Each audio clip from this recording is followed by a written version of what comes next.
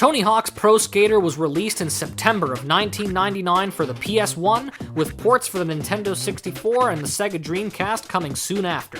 When this thing came out, it blew people's frickin' balls off. It had motion-captured skateboarding tricks, amazing graphics for the time, an excellent soundtrack, and the gameplay was incredibly addictive. Up until then, no other skateboarding game was quite able to make a lasting impression, so when this one came out, people had never seen anything like it. Before people could even fully process how awesome this game was, Pro Skater 2 hit the shelves just 1 year later in September of 2000. This one introduced brand new features like manuals and customizable tricks, another badass soundtrack, and a new set of expertly designed levels which were impressively big and detailed for the time. Pro Skater 2 went on to be so incredibly well received that it became one of the highest rated games of all time and set the standard for all skateboarding video games to come. Many more Tony Hawk games have come out since then, adding new features and improvements each time, and some games were definitely better than others, but there's absolutely no denying the massive impact that this series has had, not only on gaming culture, but on skating culture as well. They helped introduce skateboarding to a much wider audience and played a key role in the sport's surge in popularity. As a testament to the incredible legacy of the first two games, 20 years later, we got Tony Hawk's Pro Skater 1 and 2, a ground-up remake of the first two games in one package with all the original levels reborn in beautiful, ultra-high definition for the old and new generations to enjoy.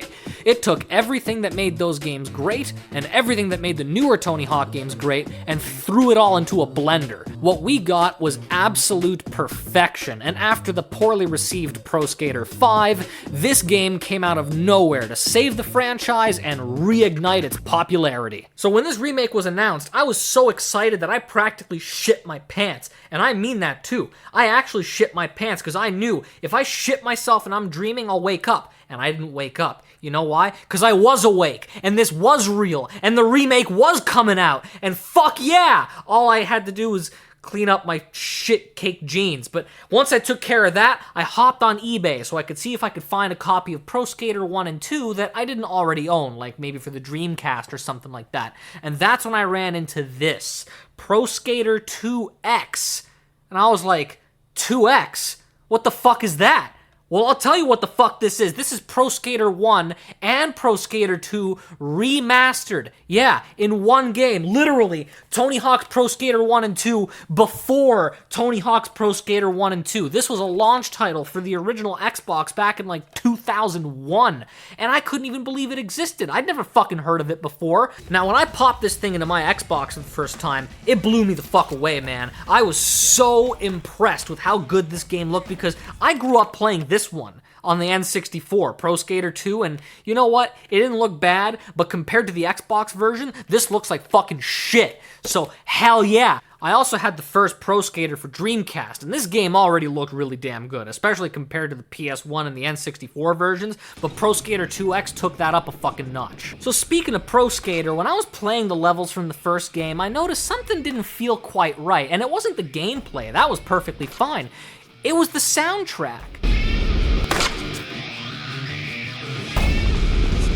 Yeah, I'm playing Pro Skater 1 levels, but I'm listening to Pro Skater 2 music, and that just didn't sit right with me, so I skipped through all the songs and the settings to try and find one from the original game, but there weren't any, and I thought, what the fuck? Like, do I have to unlock them or something? So I opened up the instruction manual, I took a look at the music credits, and what do you know? There isn't a single fucking song from the first Pro Skater in here, and I was like, damn! This was almost the perfect way to play Pro Skater 1 and 2, the classic Pro Skater 1 and 2, but it fell just short of that because it doesn't have any songs from the first game. And that just really disappointed me, but this is Xbox that we're talking about, so we don't gotta put up with that shit. If there's any songs missing from a game, we can damn well add them to the game, thanks to custom soundtracks. So what do you say we get to work and fix this fucking thing?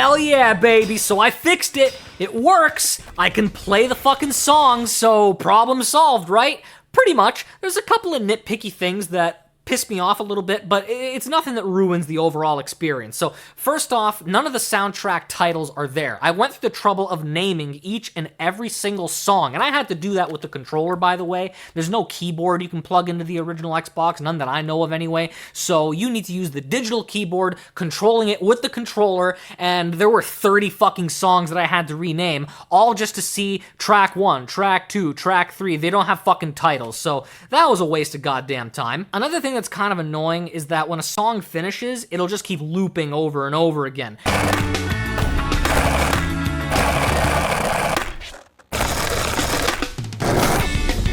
Now, you'll only really run into that problem in Free Skate because there's no time limit. The rest of the game modes all have time limits, and the songs are usually longer than the time limit is. When a level ends, another song will start playing. However, the songs will play in order. So each level, it's just going to go song 1, song 2, song 3, song 4 as you go through them. And that kind of sucks because it's too predictable. You might want to shuffle it up. Now, nothing's stopping you from opening the settings and just changing the song, but it'd be nice if there was a shuffle feature. Other than that, I really don't have anything to complain about. Those are very nitpicky things. I mean, it's a miracle that this game even supports custom soundtracks. Up until this point in time, custom soundtracks on a console game was just something that didn't exist. The PS1, the Nintendo 64, Sega Saturn, and everything before them were just simply not capable of doing that. So maybe PC games, you could do that there, but now, holy shit, there's a home video game console where you can listen to your own music from your own CDs while you're playing the game. That's fucking awesome, and it was really, really cool that a game that came out right at the beginning of the console's life cycle boasted that feature. So, all in all, it's a really great game. It's a wonderful way to play Pro Skater 2, and it's a good way to play Pro Skater 1 as well. Yeah, you might still want to go back to the original Pro Skater 1 from time to time, just because there are some differences, and of course the soundtrack is built right into it. You don't have to dick around with your custom soundtrack and all that, but it's the definitive way to play Pro Skater 2 and a very convenient way to re-experience the levels from Pro Skater 1. So, if you don't have this game in your collection yet, I strongly recommend getting it because it's really fucking good, and honestly, you never know when the price might go up on these things. It's affordable right now, but give it a couple years and who knows, it might be one of those fucking games that cost you like $90. Not that new games don't already cost you that much, but fuck it. Pick it up now.